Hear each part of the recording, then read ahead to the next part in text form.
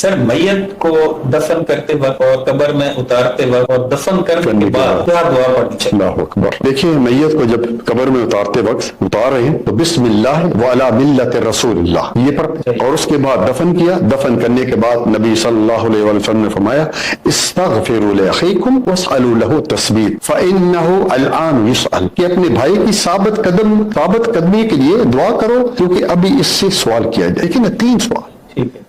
من ربوں کا، ومن نبیوں کا، وما دینوں کا.